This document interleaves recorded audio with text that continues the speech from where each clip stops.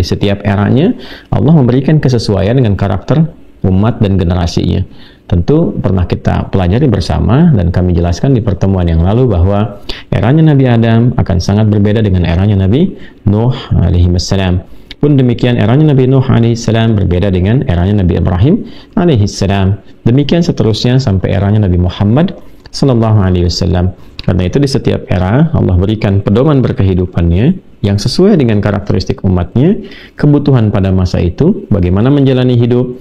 Saat yang bersamaan juga dijadikan sebagai bagian dari ibadah, dan pada konteks itu mendekatkan setiap hamba kepada Allah Subhanahu wa taala. Dan puncaknya adalah pada eranya Nabi Muhammad sallallahu alaihi wasallam, nabi penutup, nabi terakhir, dan umatnya pun akan berakhir sampai akhir kehidupan di bumi ini. Karena nabinya terakhir, umatnya pun sampai akhir kehidupan, maka pedomannya pun mesti komprehensif, lintas zaman, harus terjaga, mudah diakses, ya kan? Nah, dalam bahasa Arab tuh mudah diakses, mudah dibaca, mudah diinteraksikan, itu disebut dengan Quran. Kalau dikhususkan disebut dengan Al-Quran, maka diberi nama Al-Quran untuk memberikan kesan bahwa ini adalah pedoman bagi kehidupan manusia sampai berakhir, yang akan sangat mudah diakses, sangat dimudahkan pemahamannya, diimplementasikan dalam kehidupan untuk mencapai satu harapan kebahagiaan yang sejati, sukses dan bahagia. La khaufun alaihim wa lahum yahzanun. Itulah penamaan yang membedakan dengan Injil sebelumnya yang sifatnya lokal di eranya Nabi Isa alaihissalam saja. Kemudian Nabi Musa alaihissalam misalnya sebelumnya, jauh sebelumnya mendapati Taurat, ya, sesuai dengan eranya saja. Ya, setelah Musa kan ada juga Nabi Daud misalnya alaihissalam, itu mendapatkan Zabur. Itu masing-masing di eranya. Sehingga kekinian pun kita agak sulit untuk mendapatkan versi asli dari kitab-kitab dimaksud, karena memang tujuan untuk diturunkan pedoman itu hanya di eranya saja dan sifatnya lokal, ya, tidak dalam skala global. Berbeda dengan Al-Quran, ia terjaga dari sejak turunnya sampai kini, sampai kapanpun kehidupan ini berakhir, ya, hingga kita kembali kepada Allah Subhanahu wa ta'ala. Hal yang penting untuk kita ketahui bahwa jika kita kembalikan formulasi Al-Quran itu, saya ingatkan teman-teman, dan dari pengingat ini saya juga minta izin dan minta maaf di sela-sela penjelasan mungkin akan masih ada teman-teman menyaksikan atau mendengar saya batuk-batuknya, ini masih penyesuaian, dan semoga jedanya diringankan atau tidak muncul sama sekali insya Allah. Mohon teman-teman bisa memahami dan mengiringi apa yang akan kita bahas. Semoga Allah berikan kesehatan pada kita semua. A'udzu billahi minasyaitonir rajim. Bismillahirrahmanirrahim. Walladzina kafaru wa kadzdzabu biayatina ulaika ashabun nar hum fiha khalidun. Ayo kita dapat ya. Walladzina, adapun orang-orang yang, alladzina disebutkan 1080 kali dalam Al-Quran. Ini mencakup lintas gender, ya, lintas generasi, dan ini mencakup juga lintas profesi, macam-macam. Artinya ya ada saja potensi orang-orang yang mungkin tidak yakin, yaitu haknya masing-masing, ya, menutup diri, mengcover dirinya dari Al-Quran misalnya, itu haknya masing-masing. Ya, tidak yakin silahkan, i'mal ma syi'ta fa innaka mayyit, ya, silahkan kerjakan apapun, pada akhirnya kan Anda wafat juga. Ya, saya juga demikian, kita meninggal, kita semua meninggal. Nah, apa yang nanti akan menentukan di hari kemudian? Kan keyakinan kita masing-masing, bukan uang kita kan. Uang kan selesai, nggak dibawa dikubur juga. Bukan jabatan, jabatan selesai. Ya, sama-sama pengen almarhum kan ketika meninggal itu. Sama-sama pengen almarhum. Ya, yang menentukan apa? Keyakinannya. Makanya penting punya keyakinan yang benar saat hidup. Karena saat wafat yang dipertaruhkan keyakinan. Nah, keyakinan itu bahasa Arabnya disebut iman, keimanannya. Ya, itu poin pentingnya. Ya, jadi sekarang silakan. Nanti yang dipertaruhkan keiman masing-masing. Karena itu Quran datang dengan risalah yang indah. Silakan saling menghormati. Setiap orang punya pilihan. Tapi nanti saat wafat, ya, nah, keyakinan itu, keyakinan kita saat hidup itu yang dibawa. Adapun semua perbuatan kita di dunia itu selesai. Nah, Al-Quran menjelaskan dengan sangat tuntas. Hidupnya di dunia begini, setelah di dunia akan kemana, keadaannya di alam itu bagaimana, setelah di alam tunggu itu, ya, yang waiting roomnya di alam kubur, barzah itu nanti seperti itu, selesai, nanti terjadi apa, sampai kapan, kalau kembali kepada Allah itu bagaimana, tuntas dijelaskan. Bukan cuma alamnya, bukan cuma kehidupannya, sampai bekalnya rinci. Nah, sekarang tinggal dikomparasikan saja. Ya, di Islam ada begini, kalau ingin memperkuat keislaman silahkan dicari. Ada nggak di kitab-kitab lain menjelaskan seperti itu rinciannya? sampai dengan dipandu dari yang paling simpel yang paling kompleks. Ya, kita punya satu panduan dari bangun tidur sampai tidur lagi, lengkap sekali dijelaskannya. Ya. Nah, walladzina kafaru, adapun orang-orang yang masih tetap mempertahankan diri, menutup dirinya untuk tidak beriman, ya, plus juga tadi kaitan dengan Al-Quran, dengan pedoman kehidupan, ya, dia tidak meyakini itu, wa kadzabu, dan juga ada yang mendustakan, mengekspresikan ya ketidakyakinannya terhadap Al-Quran dengan tindakan-tindakan yang ekstrim, entah itu mengolok-ngolok, bukan sekedar mengingkari, atau bertindak provokatif dan sebagainya. Yang kekinian rasanya ayat ini relevan untuk kita dapati pembuktiannya di beberapa tempat gitu kan. Ya, kita perhatikan di Eropa kan ada semacam campaign yang saling terhubung satu dengan yang lainnya, itu pembuktian. Jadi ketika itu terjadi, ini menunjukkan bahwa apa yang Quran sampaikan benar. Tinggal nanti belajar tentang bagaimana cara meresponnya. Ya, karena Quran itu indah sekali ketika menjelaskan satu persoalan tuh, itu melihatnya sangat detail sekali. Ya, coba dilihat dulu, jangan langsung responsif. Apakah itu terhubung dengan motif-motif tertentu, ataukah memang yang diinginkan itu justru respon balik yang negatif, sehingga dengan itu jadi ada kampanye besar lagi. Nah, inilah orang Islam nih. Ya, sifatnya begini, sifatnya begitu. Namanya cara-cara elegannya bagaimana? Itu setiap ada kejadian, solusinya itu sangat luar biasa. Ya, luar biasa. Jadi dari segi perspektif hukum pun memang itu yang dibutuhkan, cara-cara elegan untuk bisa ya mengcounter isu-isu yang tidak baik itu dengan sangat jeli sekali. Kalau ada begini, nah ini seperti ini seperti ini. Responnya begini. Dan hasilnya sangat luar biasa ketika dipraktikkan, justru itu menunjukkan kebenaran Islam yang boleh jadi memberikan peluang hidayah ya, untuk orang-orang yang memang belum kenal, belum tahu, menjadi tahu, dan itu menjadi jalan hikmah bagi sementara orang untuk mengenal Islam, bahkan untuk berislam. Ya. Walladzina kafaru wa kadzdzabu biayatina, dengan berbagai tanda yang telah kami tampakkan ya, kebenaran-kebenaran dan sebagainya. Saya bacakan tafsirnya. Saya di sini sekarang menggunakan kitab Jami' al-Bayan, atau kita kenal dengan tafsir Imam At-Tabari ya. Untuk lebih menjelaskan dari riwayat, yakni walladzina jahadu ayati wa kadzdzabu rusuli ya, wa ayatullahi hujjajuhu wa adillatuhu ala wahdaniyatihi wa rububiyyatihi wa ma ja'at bihi ar-rusulu min al-a'lami wasyawahid ala dhalik wa ala sidqiha fima anba'at an rabbiha ya, wa qad bayyana anna ma'na al-kufri at-taghtiyah ala syai'. Seperti yang tadi saya sampaikan. Jadi disampaikan di sini, dan orang-orang yang mengingkari dengan sangat keras apa yang telah aku tunjukkan, kata Allah ya, dari berbagai pembuktian tentang kebenaran berkehidupan, ketuhanan Allah Subhanahu wa taala, diterangkan logika bertuhanan, kemudian dijelaskan dengan datangnya rasul, ya, kemudian dari mulai hujjah, dalil, ya, argumentasi, pembuktian yang nyata, baik itu secara nas, ya, jadi ada yang akli, ada yang nakli. Yang nakli itu nas, ini nasnya Qur'annya. Silahkan diriset, kalau engkau nggak percaya Quran, silahkan dicek kebenarannya, struktur bahasanya, ada nggak yang seperti itu, silahkan. Baru setelah itu kontennya, kaji secara ilmiah, secara intelektual, secara akal, betul nggak seperti itu, bagaimana pembuktiannya, perjalanan sejarahnya gitu kan, ditunjukkan, lalu dikorelasikan dengan konteks kehidupan. Rububiyah namanya. Rububiyah itu bisa dicek dalam kehidupan ya, lihat langit, lihat lautan, siapa yang mencipta ini, manusia bisa desain itu nggak ya. Oh, ini alam semesta. Alam semesta itu apa? Alam semesta itu kan tempat kita berkehidupan. Alam itu kan bahasa Arab namanya tanda. Kenapa disebut alam? Karena Tuhan memberi tanda di situ untuk mengenalkan Dia pada kita sebagai makhluknya. Jadi jangan katakan misalnya ini perbuatan alam semesta. Ini alam semesta itu kok tempat kita berkehidupan. Nah, alam, ya kan, di semesta ini. Nah, alam itu dari bahasa Arab, tanda, jamaknya disebut alamin, jam'ul jama'. Ya, Allah mendeklarasikan dirinya dengan apa? Rabbul alamin. Alhamdulillahi rabbil alamin. Jadi ketika kita mengatakan alam manusia, alam hewan, alam tumbuhan, itu kan, alam langit, alam bumi, dikatakan semesta semuanya, maka di alam itu, di semesta itu ada tanda untuk mengenal Tuhan. Nah, itu poinnya. Allah tunjukkan tanda. Ya, tanya, kalau kita ngaji Quran lebih dapat lagi. Kamu lihat langit, kamu sadar nggak yang mencipta langit itu siapa? Tanpa tiang, dengan keindahan segala rupa. Bisa wujud begitu. Ya kan? Bahkan wa fi anfusikum afala tubsirun, bahkan dari kamu sendiri. Siapa yang mencipta sehebat sedahsyat itu? Ya, bagaimana kita bisa jawab, gitu kan? Nah, ini nggak mungkin kecuali ada ya satu sosok, satu zat yang di luar ya kesamaan dengan sifat-sifat manusia atau sifat alam itu sendiri. Apa itu? Khaliqul alam, Rabbul alam, ya Rabbul alamin, ya pencipta semuanya, perawat semuanya. Nah, itu tanda-tanda yang kita dapatkan dari analisis kehidupan ya, dari yang nampak, daratan, lautan, ya, sampai kemudian di gurun dimanapun, sampai di udara. Nah, menunjukkan kita sadar bahwa ada pencipta ini semua. Itu disebut rububiyah namanya. Disebut apa? Rububiyah. Inna fi khalqis samawati wal ardi wa ikhtilafil laili wan nahari la ayatin liulil albab. Nah, orang yang mampu menangkap itu esensi keberhidupan itu disebut dengan ulul albab namanya. Itu ada di Quran surah ke-3 ayat 190.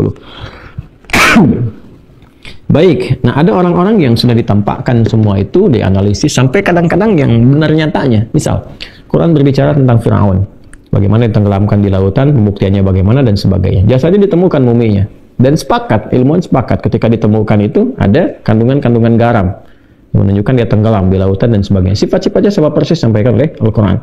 Jadi ada yang tertuliskan di dalam mushaf di Al-Quran, ya jelas kita temukan, nanti ada pembuktian dalam konteks kehidupan kita. Pembuktiannya sudah nyata. Nah, itu yang disebut dengan ada hujjah, ada adillah. Ada hujjaj, ada adillah. Ada hujjah, ada dalil. Ini ada nih pembuktiannya. Ini ada nasnya. Ini pembuktiannya. Nah, kalau sampai semacam itu belum yakin juga, kan dia tetap tidak beriman, bahkan ada yang berespon dengan provokatif, dengan ekstrim dan sebagainya, sudah ulaika ashabun nar hum fiha khalidun. Maka pertanyaannya yang seperti itu kemudian selesai, hidupnya selesai dan meninggal, kan meninggal juga. Jadi yang mohon maaf, yang baik meninggal, yang tak baik juga meninggal, semua manusia kan meninggal. Nggak ada yang bertahan sampai sekarang. Semua apa? Meninggal. Nah, sekarang saat meninggal itu bagaimana keadaannya?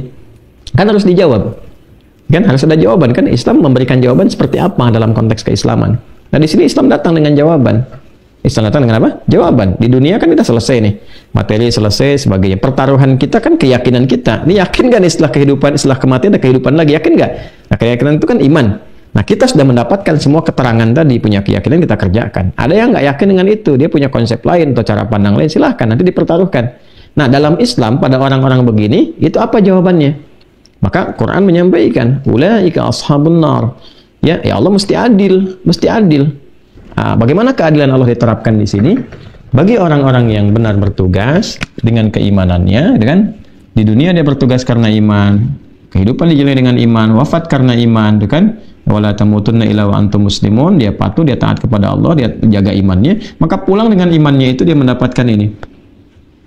Ya, jannah. Dari mana itu bisa kita dapatkan keterangannya? Al-Baqarah ayat 25 yang pernah kita kaji.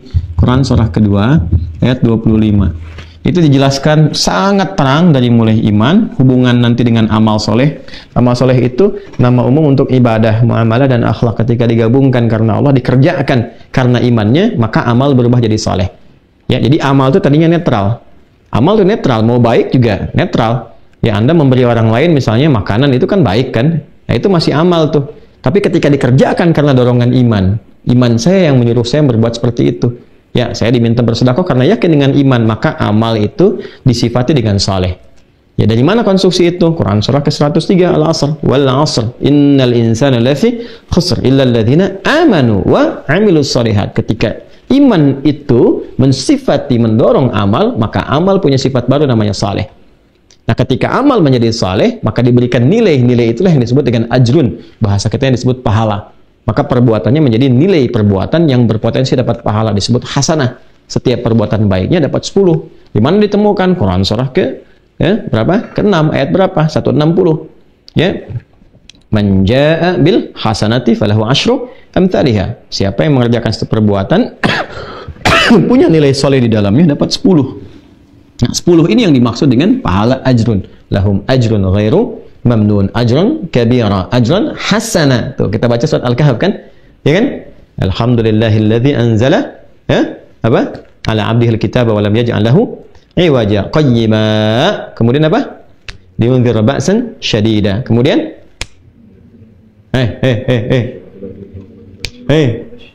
wa yubashshiran mu'minina alladzina ya'maluna shalihati anna lahum ajran hasanah. Tuh, hasanah itu ada sifat hasanah.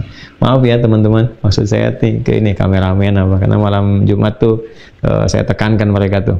Ya, nanti silakan yang yasinan mau al-kahfan, al-kahfian silakan. Jadi kalau tadi saya bilang, ini yang ini supaya nggak pada bengong nih yang di depan-depan. Ya, alhamdulillah kita biasakan itu ya.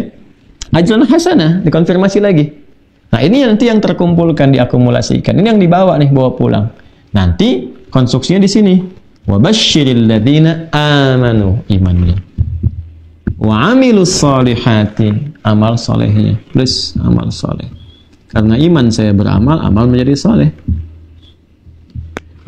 Wa basyiril ladzina amanu wa 'amilus shalihati anna lahum jannatin tajri min tahtihal anhar. Nah, saat pulang dapat ini. Nah, sekarang ada orang tidak beriman, ingkar, dia tutup diri. Ini konteks keislaman ya. Kemudian otomatis nggak disebut amalnya sebagai soleh, amal saja. Ya, tahu dari mana? Misal Quran surah ke-25 ayat 23. Quran surah 25 Al-Furqan ayat 23. Ini ada orang memilih nggak beriman misalnya. Ya, dia menutup dirinya, kufur, orang yang disebut dengan kafir. Dia memilih diri untuk tidak beriman, tapi dia berbuat baik di dunia misalnya. Nah, bagaimana jawabannya? Islam datang lagi dengan jawaban yang sangat elegan. Wa qadimna ila ma 'amilu min amalin. Nah, karena dia berbuat dalam konteks kehidupan di dunia tanpa iman, kami balas di dunia. Kan? Faja'alnahu haba'an manthura. Maka di akhirat karena tidak ada iman, nggak ada standar tuh. Ya kan? Nggak bisa jadi amal soleh, jadi amal saja. Kan ingat, ya, saat pulang ke akhirat itu ya, konstruksinya kan berbeda dengan dunia, dimensinya tidak sama. Kan kita itu meninggal, misalnya meninggalkan dunia, ya karena kita punya keyakinan tadi kan, ada kehidupan setelah kematian. Maka persiapannya apa? Saya tuh siap-siap karena iman saya. Jadi yang dipertaruhkan keimanannya saat pulang. Nah, dia nggak pakai iman tuh. Di dunia aja dia beramal. Karena dia beramal di dunia, amalnya nggak bisa disebut saleh. Amal saja karena tanpa iman. Wa qadimna ila ma'amilu min amalin. Salehnya nggak ada di situ. Faja'alnahu haba'an manthura. Maka di akhirat nggak bisa dinilai. Ya, kalau dinilai menjadi tidak adil di situ. Kenapa? Karena yang satu pakai iman, satu nggak pakai iman, nggak ada keadilan di situ. Dia nggak yakin dengan apa yang disampaikan di Quran. Dia nggak yakin, dia cuma mengerjakan ya dengan konteks dunianya. Allah balas dengan dunia karena rahmannya Allah. Di akhirat tetap keadilan berlaku. Jadi poinnya. Nah, bagi orang-orang yang memilih tadi untuk kafaru dan wakadzabu, ini yang ekstrim dan sebagainya. Bagaimana ini? Nggak bisa di jannah juga kan? Nggak bisa di jannah, nggak bisa disamakan. Maka mesti ada tempat lain. Ya, masih ada tempat lain. Karena dia tidak membawa misi dengan baik, tidak mengerjakan dengan benar, bahkan provokatif, bahkan mengingkari, dan dalam konteks yang lebih dahsyat lagi, ya, bahkan mendustakan ketuhanan misalnya Allah yang telah menciptakannya dalam konteks keislaman ya. Maka apa yang terjadi? Nggak bisa masuk ke sini. Allah harus adil. Masuknya ke tempat selain ini. Disebut an-nar. Ulaika ashabun nar. Maka nggak bisa ke sini, nggak bisa masuk. Yang ada ke tempat ini, di nar. Ya kan? Itu kan konsekuensi logis ya kan? Ya kan? Kalau Anda mendapati sesuatu yang baik, tempatkan di tempat yang baik kan? Yang tidak baik, tempatkan di tempat yang tidak baik kan? Ya, atau lawannya. Nah, di akhirat itu cuma dua tempatnya, imma jannah atau nar, imma surga atau neraka. Jadi kalau nggak ke surga ya ada di sini. Ya, kecuali yang tempat transit disebut dengan a'raf itu yang seimbang amal baik dan buruknya dan masih ada iman di dalamnya. Ya, ini poinnya. Maka ada ulaika ashabun nar. Dan saat masuk neraka pun itu Allah masih menerapkan keadilannya. Ya. Dia tanpa iman masuk ke sini. Ashab itu kan teman lekat yang tidak pisah. Ya, jadi kalau benar-benar nggak ada iman, ya itu lama di sini terus, ya tidak pisah, artinya abadi. Ya, khalidina fiha an-nar, saya turunkan di sini.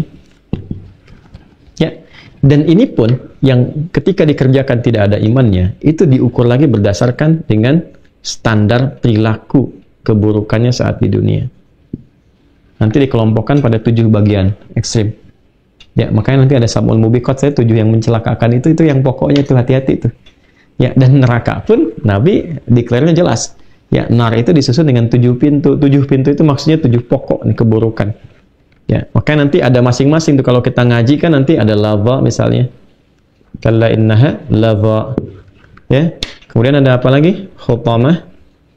Apa lagi nih? Antum nih yang di sini. Kemudian apa lagi? Hawiyah. Hawiyah. Tuh. Ada lava, khutamah, hawiyah. Apa lagi yang antum tahu? Ada sa'ir. Ashabus sa'ir di surah Al-Mulk. Apa lagi? Saqar. Ma salakakum fis saqar. Qalu lam nakum minal musallin. Apa lagi? Jahim. Ashabul jahim. Ya. Yang paling dahsyat apa? Jahannam nomor 7 yang terakhir. Ini yang hati-hati banget. Jahannam. Jahannam yaslaunaha. Tuh. 7 nih. Ya, lava 1, khutamah 2, hawiyah 3, sa'ir 4, sakar 5, jahim 6, jahannam 7. Pas 7. Ya, dan itu pun masih terangkat juga pintunya 7. Buka Quran surah ke-15 Al-Hijr. Di ayat ke-44.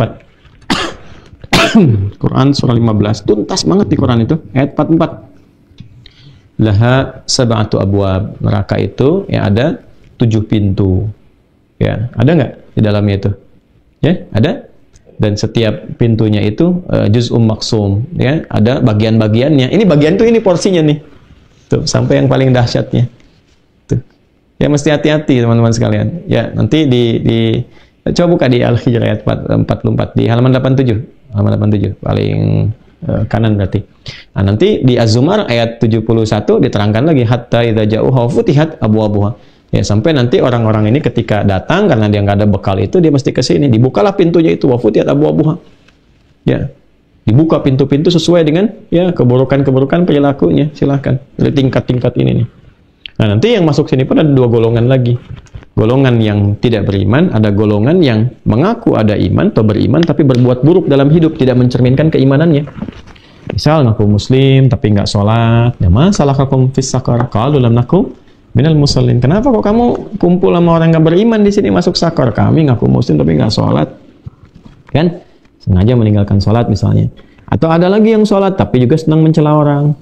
Ya, sholat senang bikin hoax, sholat senang berselisih, senang konflik, senang provokasi. Itu ada tuh. Di hadis Muslim tuh ada yang masuk neraka karena yang begitu. Maka dimasukkan di situ. Ya, dibersihkan dulu. Ada keterangan dari nabinya? Ada. Ini kita sampaikan di sini. Nomor hadis 797 dalam konteks riwayat di tafsir ini. Ini keunggulan tafsir ini. Jadi beliau kan karena masa awal-awal nih. Ya, masuk golongan salaf di awal, termasuk kitab tafsir paling awal. Jadi saya akan hadirkan yang Ibnu Abbas, ini yang awal sekali, setelah generasi ini baru At-Tabari. Ya, kalau Ibnu Abbas kan di eranya orang sudah banyak paham Quran, sudah banyak mengerti, paling yang aspek-aspek muskilnya saja, kata-kata yang rumitnya. Makanya startnya ringkas. Tafsir Ibnu Abbas ini, yang Tanwirul Mikbas ini ringkas sekali. Kayak tafsirnya Al-Jalalain, ya. Jalalain itu ringkas padat. Untuk yang simpel-simpel, karena di eranya banyak yang paham. Setelah itu kan mulai, karena interaksi dengan Quran agak jauh, dijelaskannya lebih lengkap lagi. Di zaman ini riwayat sudah banyak yang tahu, jadi itu nggak simpel. Era semakin berkembang, dekat-dekat kayak kita sekarang ini, ya kan, sudah interaksi dengan Qurannya pada jarang, gitu kan. Nah, tapi pada jadi mufti, ini yang repot tuh. Udah jarang ngaji, memberi fatwa, ini repot tuh. Terus baca terjemah, nggak bisa baca dengan baik, kayak Qurannya masih sudah ngasih pandangan. Yang paling bahaya itu, paling musibah, orang yang berilmu disalahkan oleh orang yang tidak berilmu, itu paling musibah itu. Paling musibah, ya. Balik ke sini. Yuk kita bacakan riwayatnya. Haddatsana bihi Uqbah bin Sinan al-Basri qala haddatsana. Jadi At-Tabari menerima ini, ya, At-Tabari. Imam Abdul Jarir At-Tabari menerima riwayatnya langsung karena beliau kan dari kalangan awal-awal nih.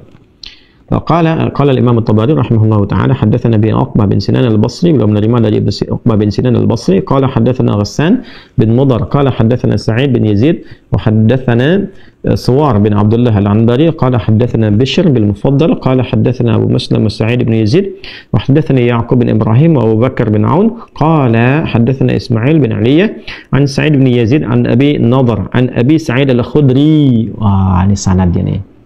Wah, di Islam tuh indahnya begitu. Ya, nggak boleh satu diterima sebagai informasi dari aspek keagamaan, apalagi yang terkait ibadah misalnya, apalagi akidah, kecuali ada transmisi periwayatnya. Dan itu diseleksi orang-orangnya secara selektif. Jadi kalau di ilmu namanya sanad, kalau di orang namanya nasab. Nah, ilmu sanad dengan ilmu nasab berbeda. Jangan pakai ilmu sanad di nasab, nggak akan nyambung, ya kan? Walaupun bisa diurut-urutkan begitu, ada, tapi ada perbedaan. Dan itu ada disiplin ilmu sendiri. Ya, nanti lain waktu kita bahas, ya. Lain waktu kita bisa bahas. Nah, ini kita sedang bicara tentang sanad. Nanti di Muqaddimah Sahih Muslim, Ibnu Sirin juga berkata demikian yang pernah saya sampaikan. Ya. Baik. Al-isnad min ad-din, bahwa sanad itu termasuk bagian dari ya perangkat agama. Gitu, laulal isnadu, kalau tanpa isnad itu ya maka orang bisa mengatakan apa yang dia inginkan, makanya ngarang-ngarang harus ada verifikasinya. Nah, ini di Islam ada demikian. Jadi Ibnu Jarir At-Tabari mendapatkan ini sampai tersambung ke sahabat mulia sampai dari Nabi sallallahu alaihi wasallam. Jadi sahabat mulianya Abi Sa'id Al-Khudri radhiyallahu ta'ala anhu dari Nabi sallallahu alaihi wasallam. Qala Rasulullah sallallahu alaihi wasallam. Rasulullah sallallahu alaihi wasallam bersabda, Amma ahlun nari alladzina hum ahluha, adapun ahli neraka itu yang dinilai sebagai ahlinya, keluarganya. Nih, ahli kan nggak bisa keluar, masuk di situ kan, namanya keluarga. Fa innahum la yamutuna fiha wa la yahyaun. Maka mereka kekal di neraka itu. Ya enggak hidup, enggak mati. Ya begitu aja. Begitu disiksa, hancur, ditumbuhkan lagi, diadakan lagi, ya. Itu yang paling rendah loh. Paling rendah dan enggak keluar dari neraka. Itu ada di Quran surah ke 4 ya, An-Nisa. Ayat ke-56. Oh, yang tadi yang 87 itu Al-Hijr bukan nama 87, An-Nisa yang 87. Ya, Al-Hijr ayat ke-44, di An-Nisa ayat 56. Coba buka An-Nisa ayat 56. Paling kanan tuh. Ya, halaman 87 betul. Innal ladzina kafaru bi ayatina sawfa nuslihim nara kullama nadijat juluduhum baddalnahum juludan ghairaha liyadzuqul adzab. Ada ayatnya? Ya, innal ladzina kafaru tadi tuh. Yang Al-Baqarah 39 kan dibuka dengan wal ladzina kafaru, gitu kan? Wa kadzdzabu bi ayatina, dijawab oleh Allah yang serendah-rendahnya. Kan kalau kadzdzabu sudah provokatif tadi, sudah ekstrim dan sebagainya. Ya, kafaru ingkar. Ini yang paling rendah di neraka itu, yang paling rendahnya. Nabi tadi sampaikan la yamutuna fiha wa la yahyaun. Ya, la yamutu wa la yahya. Ya. Jadi ini sudah nggak hidup, nggak mati. Artinya apa? Disiksa sampai habis, sampai gosong, sampai macam-macam, selesai. Itu dihidupkan kembali. Ya, artinya dihidupkan tuh ditata seperti baru lagi, seperti awal lagi, untuk merasakan hal yang sama. Maka Allah sampaikan, innal ladzina, sungguh aku tegaskan orang-orang yang kafaru, mereka ingkar sejak kehidupan di dunia, nggak yakin dengan keadaan yang aku jelaskan tentang akhirat, ya, tentang alam kubur sebelumnya. Ya, innal ladzina kafaru bi ayatina. Baca Al-Baqarah 39, wal ladzina kafaru wa kadzdzabu bi ayatina. Sekarang dikeluarkan dulu yang terendahnya, kadzabunya dikeluarkan dulu, ya. Ditetapkan yang kafarunya dulu, yang kadzabu dihindarkan dulu. Karena kadzabu itu kan sudah ekstrim. Nah, sekarang diambil titik yang paling rendahnya tapi dia kufur. Kadzabunya dikeluarkan, dimasukkan kafarunya. Innal ladzina kafaru bi ayatina. Ya, masyaallah. Allahu akbar. Ini kan yang Al-Baqarah ayat 39, Quran surah 2 ayat 39. Ini kan walladzina kafaru wa kadzdzabu bi ayatina. Ya, tina. Ya kan? Nah, ini kan kita nggak bisa samakan. Jadi ada yang kafaru saja, ada yang kafaru dan kadzdzabu.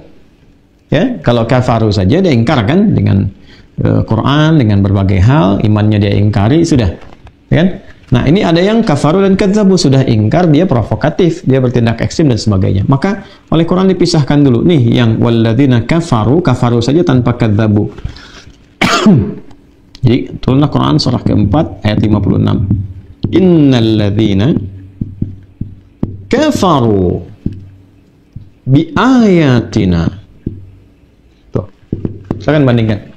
Walladzina kafaru wa kadzdzabu bi ayatina. Yang kafar saja tanpa kadzdzabu dijawab di Quran surah 4 ayat 56. Innal ladzina kafaru bi ayatina sawfa nuslihim nar. Golongan yang pertama yang kufur saja, ya, walaupun dia tidak bertindak provokatif, tidak ikut tindakan ekstrim, tapi dia menjaga kekufurannya sampai wafat, tidak beriman. Ya kan? Sudah gitu kan? Maka apa yang terjadi? Walaupun dia dapat masuk ke dalam nar itu, tetap serendah-rendahnya, sawfa nuslihim nar, ditarik ubun-ubunnya, dicelupkan ke neraka. Ya. Nah, cara mencelupkan begini. Celupkan selalu begini kan? Kalau bikin teh celupkan begini. Ya, masukkan, angkat kan begitu kan? Ya, nggak dicelupkan kan nggak begitu saja. Celupkan kan celup, angkat. Nah, itu begitu dicelupkan, kullama nadijat juluduhum, begitu dicelupkan hancur semua tubuhnya. Dan kulit-kulitnya. Kenapa disebutkan kulit? Karena kulit itu indera perasa yang paling pekat.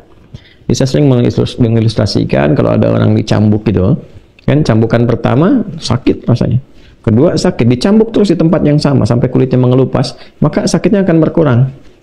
Ya, karena beberapa saraf yang ada di dalamnya itu kan, ya sudah baal istilahnya itu kan, sudah mulai kurang berasa lagi. Ya kan? Tapi kalau dipindah di tempat lain, rasanya akan sakit kembali kan seperti awal. Nah, ini diilustrasikan, dimasukkan ke dalam neraka itu oleh sakamitsli syai'.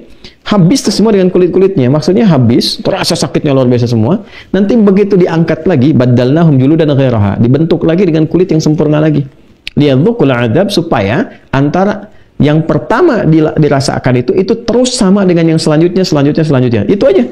Ya, sekali celup itu seharinya kan 1000 tahun. Berarti kalau 1 detik kurang lebih 48 hari. Jadi kalau ada yang dimasukkan 1 detik saja itu sama dengan 48 hari. Makanya disebut oleh Nabi sallallahu alaihi wasallam, la yamutuna fiha wa la yahyaun. Itu nggak hidup nggak mati. Artinya udah hancur habis, naik, dihidupin, dibentuk lagi, dibaruin lagi, terus lagi begitu. Selamanya. Khalidan fiha. Itu yang paling rendah. Paling rendah. Nah, nanti yang paling dahsyat ada kadzabu di mana? Ya, contoh di An-Nisa, kita ambil di surat yang sama saja supaya nggak jauh-jauh buka mushafnya. Ya. Quran surah keempat di ayat 140 paling kiri sebelah bawah. Quran surah 4 ayat 140. Ya. Sudah? Paling kiri sebelah bawah, persis paling pojok, paling bawah kiri. An-Nisa ayat 140. Wa qad nazzala 'alaikum fil kitabi an idza sami'tum ayatillahi yukfaru biha. Ini kafar. Wa yustahza'u biha. Yustahza itu bentuk daripada takdzib. Kan tadi saya katakan, yang takdzib itu mendustakan, itu ada langkah provokatifnya. Kadang kan mengolok-olok gitu kan. Ya kan ada yang bukan sudah dia ingkar, dia mengolok-olok gitu kan. Ya ada ngolok-olok aspek tauhid, ngolok-olok masuk ibadah, macam-macam lah gitu. Kadang diplesetkan ayat Quran, dan yang paling ekstrim kan yang tadi saya sempat contohkan. Nah itu yang paling rendahnya saya dari sifat takdzib itu istihza. Ya, mengolok-olok, merendahkan, ya mengalihkan kepada konteks yang lain dengan tujuan hawa nafsu semata. Perhatikan, waqad nazzala 'alaikum fil kitabi an idza sami'tum ayatullahi, ya, an idza sami'tum ayatillahi yukfaru biha, diingkari, kafar yukfar, wa yustahza'u biha. Ini praktik dari takdzib. Fala taq'udu ma'ahum hatta yakhudu fi haditsin ghairi innakum idzan mithluhum innallaha jami'ul munafiqina wal kafirina fi jahannam jami'a. Tingkat tertinggi jahannam. Tuh. Oke?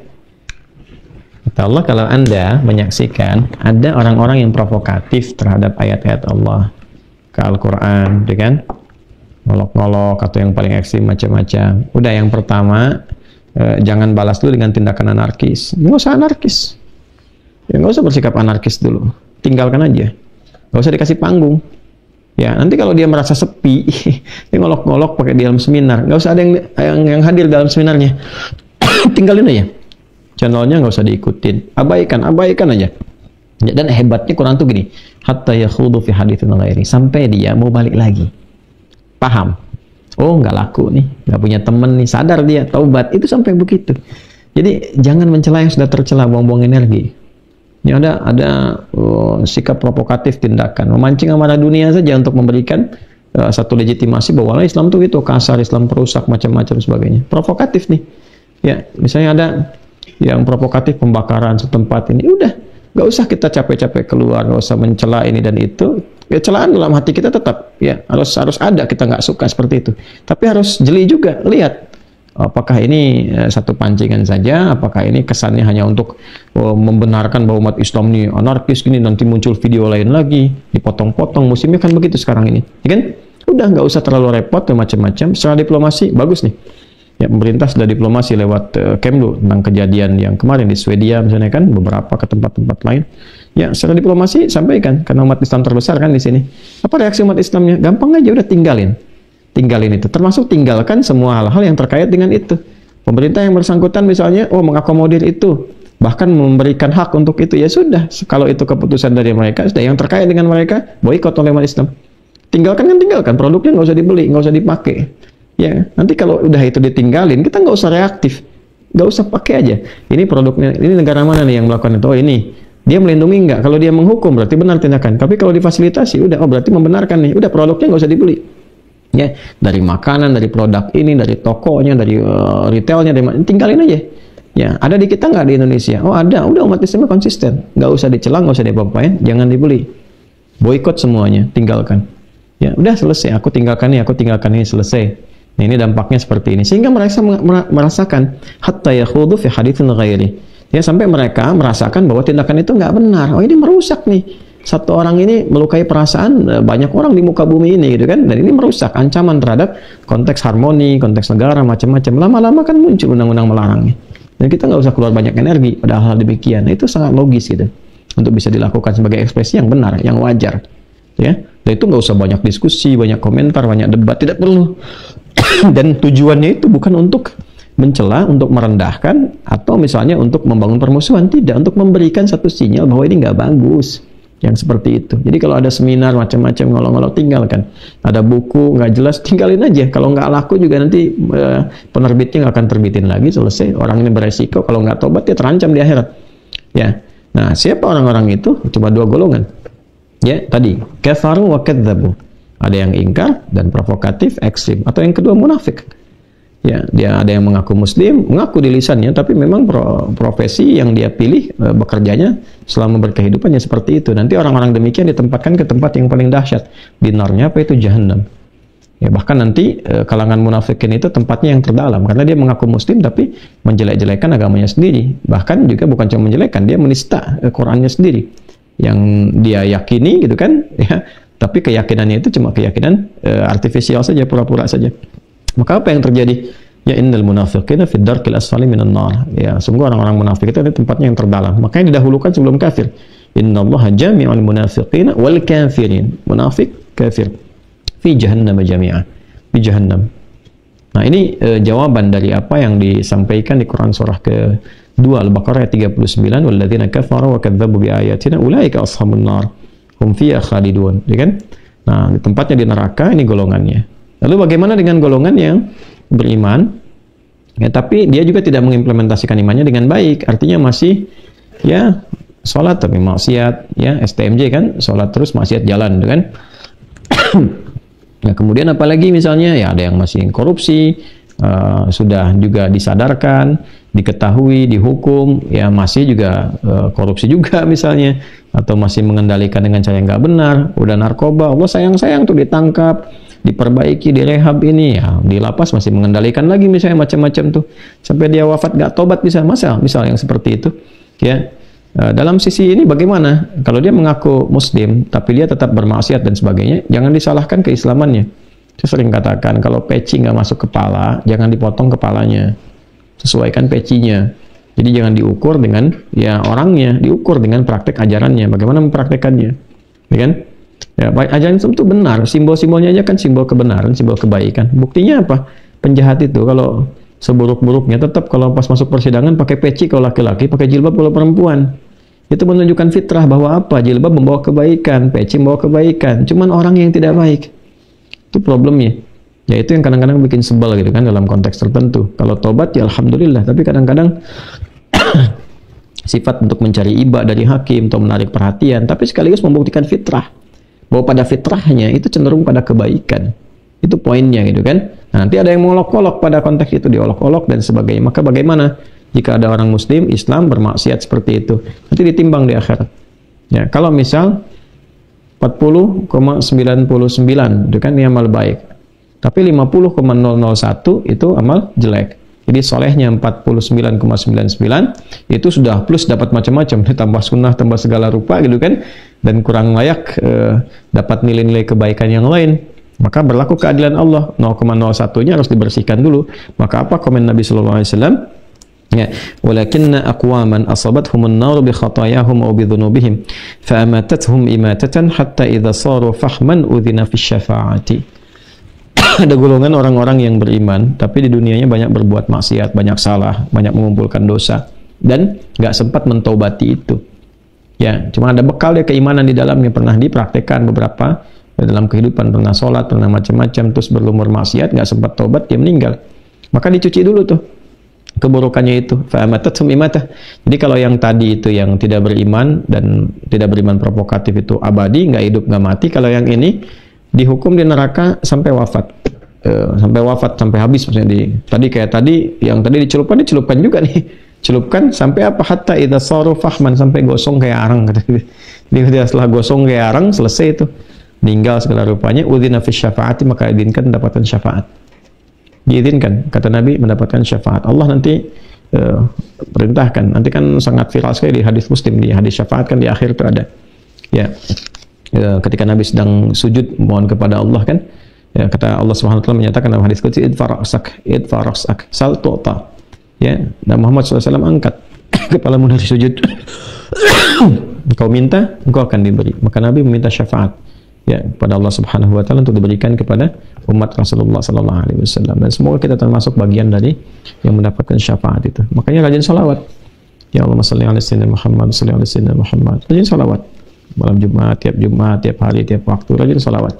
Ya, rajin salawat setidaknya untuk mendapatkan syafaat Rasulullah Sallallahu Alaihi Wasallam. Jadi ini sekaligus pembahasan malam ini memberikan kepada kita penjelasan yang utuh bagaimana Islam memberikan pedoman kehidupan yang sangat tuntas, komprehensif, holistik, semua aspeknya dibahas. Ini menunjukkan kebenaran dalam ajaran Islam, kebenaran konsep-konsep juga, baik itu konsep ketuhanan, konsep ibadah, muamalah, interaksi sosial, sampai konsep kehidupan. Menunjukkan sisi kebenarannya, tinggal kembali kepada kita masing-masing. Dan elegannya pun dalam konteks kita beriman dan yakin itu tetap kita diminta oleh Quran untuk toleran satu dengan yang lainnya. Lakum dinukum waliyadin. Menghormati apa yang orang lain yakini. Tidak perlu memaksakan, silakan orang bertanya, jelaskan. Ya, kemudian saling berargumentasi dengan cara yang baik, tidak saling mencela. La ikraha fiddin, bahkan tidak ada paksaan. Jangan pernah memaksa orang, hanya menjelaskan. Ya, itu satu hal yang sangat indah yang bisa kita dapati dan tinggal kita mempraktekkan dalam kehidupan itu semua. Ini yang bisa kita bahas teman-teman sekalian di pertemuan malam hari ini. Terima kasih doa-doanya. Alhamdulillah Allah berikan kekuatan untuk bisa mengajar malam hari ini. Semoga Allah sehatkan kita semua.